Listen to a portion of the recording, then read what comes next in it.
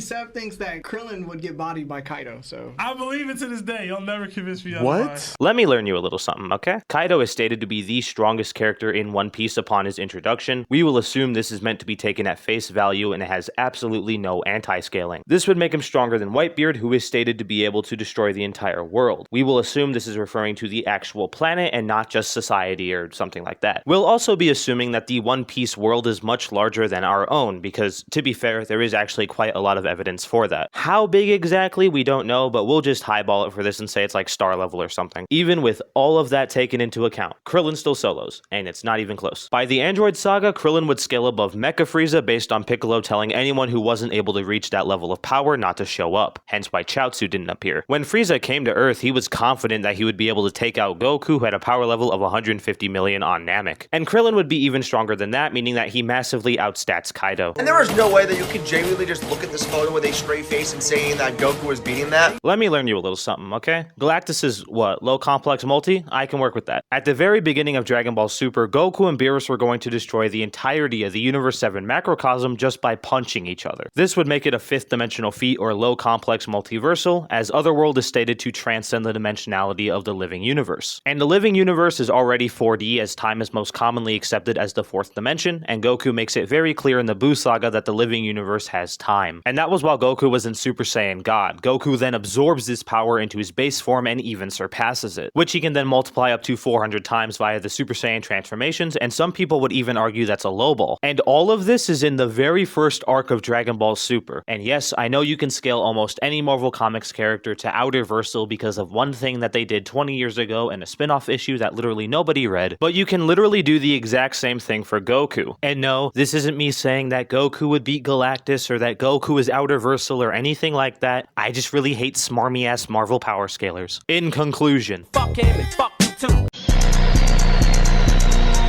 well, yes, but actually no. It is true, by this point in the story, Goku was already multiple times faster than the speed of light. During the 22nd Tenkaichi, Goku was able to react to the solar flare, which is literally a light-based attack. This Goku would later get no-diffed by an elderly Demon King Piccolo, who said that his younger self would make his old self look like nothing. And Goku would later go on to defeat that younger version of Demon King Piccolo. Later in the 23rd Budokai, Goku would face off against Piccolo Jr., who was the reincarnation of Demon King Piccolo, with Piccolo saying that his strength had multiplied since the last time they fought. Even using conservative estimates, Goku should be multiple times over the speed of light by that point. However, the original video is still wrong. This is because Ki only emits light, it's not made of it. Ki is a spiritual energy that all living things possess. The speed of a Ki attack very much depends on the power level of the user. Otherwise, even characters like Jiren and Broly from later in Dragon Ball Super would only be able to fire attacks that move as fast as characters from OG Dragon Ball. Sukuna versus Goku. Sukuna gets a 5-second head start. Sukuna better be using that 5-second head start to run, because literally nothing he has is going to make any difference in a fight like this. I thought maybe if in that 5 seconds he popped off a domain expansion he might stand a chance, but Cleave and Dismantle don't actually bypass durability. Even the world-cutting slash, probably his strongest technique, is very survivable. Sukuna's Divine Flame doesn't actually burn hot enough to hurt Goku, who has been fully submerged in lava before and come out completely unscathed. Don't even get me started on how Goku is going to stat check the living hell out of Sukuna. Even at a realistic highball, assuming Sukuna scales above Yuki's black hole, which has been calced to large planet level, and taking the back of the JJK volume covers literally, that really doesn't change anything since Goku would scale to low complex multiversal in his base form, which I talked about in another video. I could go on about the sheer stat difference between the two of them, but it really doesn't matter. Even if we gave Sukuna Mahoraga, that still wouldn't change the outcome. If Goku is in character, then he'll play around with Mahoraga for a little bit, but he's not going to let it get out of hand. Another absolute stomp. I think Gojo could beat Goku. Goku would steamroll the entire verse, but let's just focus on Gojo. Gojo is undeniably weaker than Goku, even highballing him to scale above Yuki's black hole, which has been calced to large planet level, and Kashimo, who can produce electromagnetic waves which move at the speed of light. He's still complete fodder. And when it comes to Gojo's hacks abilities, Goku either has counters for or is already immune to all of them. The way Gojo's limitless curse technique works is that he bends space-time around himself on the atomic level, slowing slowing an object down to the point where it never reaches him. A good example of this would be Zeno's paradox, which Gojo actually mentions in the manga. Goku can counter it because even in base form he would scale to inaccessible speed, which is a tier above infinite speed. Characters with infinite speed can't be slowed down by conventional means, meaning that Goku would be completely unaffected by infinity. Similarly, Goku also has counters for Hollow Purple and Unlimited Void. Hollow Purple, the combination of limitless techniques red and blue, also works on the subatomic level. So it's not an instant delete button, it scrambles your atoms on the subatomic level, reducing you to nothing. But even if you do think it erases you from existence, Goku is immune to both interpretations, as even in base form, Goku is able to punch away attacks that disintegrate you on the subatomic level, and resist Hakkais, which actually do erase you from existence. Unlimited Void is probably the easiest to explain. It injects your mind with a vast amount of information, and then stretches that information out to make it appear infinite. It's not actually infinite information, this is something that was clarified on in the physical volume release for Jujutsu Kaisen in the author notes. Goku can counter this using Ultra Instinct, which he's been able to use in his base form since the Granola arc. All in all, Gojo doesn't have any viable win cons and gets stat checked hard. Saiyans vs Viltrumites, who would win in a 50v50 free-for-all? You know, the funny thing about the internet is that it's just really wrong most of the time. All these people glazing the hell out of the Saiyans like Raditz wasn't one of the strongest members of their race. Toriyama literally confirmed he was an upper-class warrior, and he had a power level of 1500, meaning that most of the other Saiyans are weaker than that. Bardock is very much an exception. King Vegeta is very much an exception. I do agree, the average Saiyan would be stronger than the average Viltrumite, since they should at the very least scale above characters from OG Dragon Ball like Master Roshi, who can destroy the moon to a planetary level extent. Meanwhile, planetary scaling for Invincible is very contentious. A lot of people still like to lowball the verse to multi-continental, and while I definitely don't agree, it really goes to show the general power gap between the two races. But Viltrumites are just way faster. Viltrumites just have more consistent, massively faster than light speed scaling. Again, the Saiyans still definitely win, especially with the Great Ape transformation, but let's not pretend this is some sort of wash. If we can beat a couple of measly angels, we can definitely beat these two guys. Oh!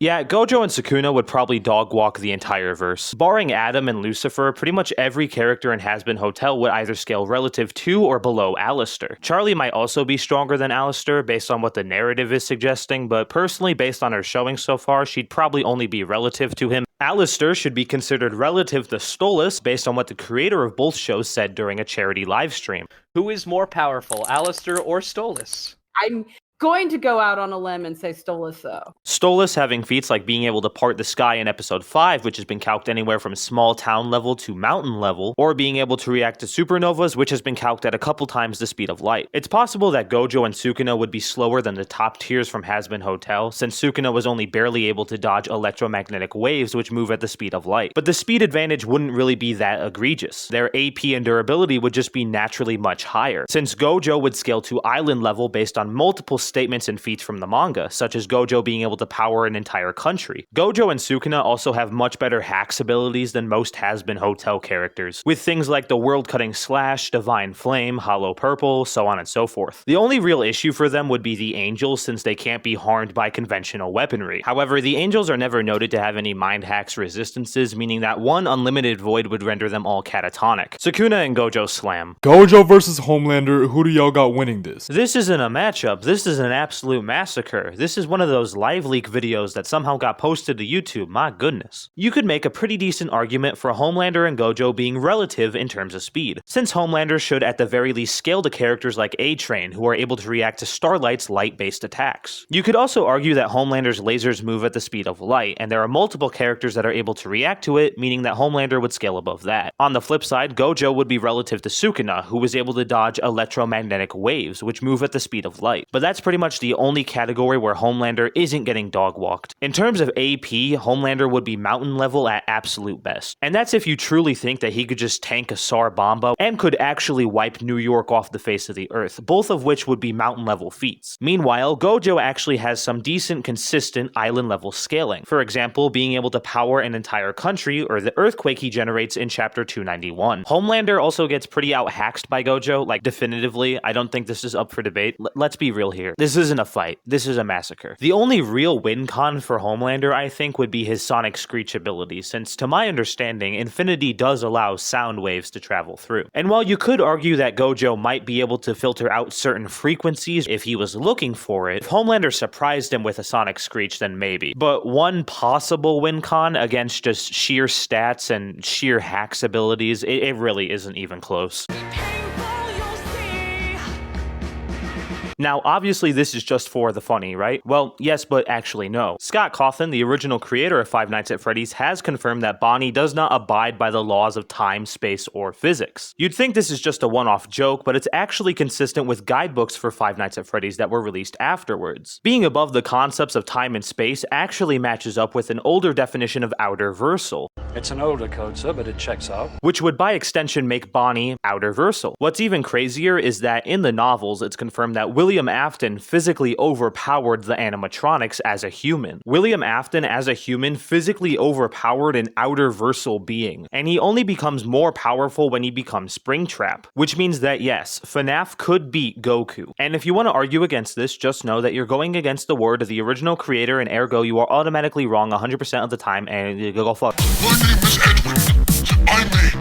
This time we got Amy Rose versus John Homelander. I know that most people will already go into this saying that she solos because it's honestly more difficult to name a character Homelander can actually beat, but I'm willing to bet that most people don't understand just how badly she stomps the entire verse. In Sonic Forces, Amy was able to one-shot a Phantom Ruby clone of Metal Sonic, with these clones being at the very least on par with the originals, if not vastly more powerful, because not only did Sonic get dog-walked at the beginning of the game by characters that he should be able to contend with in his base form, but in the Sonic Forces prequel comics, Eggman using the Phantom Ruby was able to create a clone of Chaos Zero that was able to give the hands to both Knuckles and Silver, despite both of these characters being at least relative to Sonic, who was able to defeat Perfect Chaos in his base form during Sonic Generations. Metal Sonic is commonly cited as Eggman's most powerful and dangerous creation, putting him above things like the Egg Salamander and the Egg Wizard. The Egg Wizard in particular being vastly more powerful than fifth-dimensional constructs, which would scale it to low complex multiversal, with Metal Sonic being stronger than that, and Amy being able to one-shot a much more powerful version. Oh, and then there's the super form. Batman would absolutely dog-walk Gojo. Holy meat riding, Batman. I like dunking on Gojo as much as the next guy, but come on. The only possible way Batman would be able to beat Gojo is with prep time, which doesn't count. Obviously, if a character is given the resources, time, and information to beat another character, they're going to beat the character. If you had Goku versus Superman and you gave Goku a month in the time chamber to train against Superman, obviously Goku would beat Superman. This is how I know if someone is a real Batman fan or not. If they are actually a real fan of Batman, they will know multiple times in the comics where Batman has actually displayed impressive feats, like being able to dodge Darkseid's Omega Beams. If you actually did your research in the comics and the shows and all that, you would be able to find multiple feats that would most likely put Batman above Gojo. For example, I could probably make a pretty good case for why Batman would be able to handle Unlimited Void, since he's able to outsmart someone like Brainiac, who is more intelligent than everyone in the world combined. So Batman's mind would likely be able to handle the near infinite amount of information that Unlimited Void would inject into it. But no, keep hiding behind prep time, I suppose. Today we have the King of Curses, Sukuna,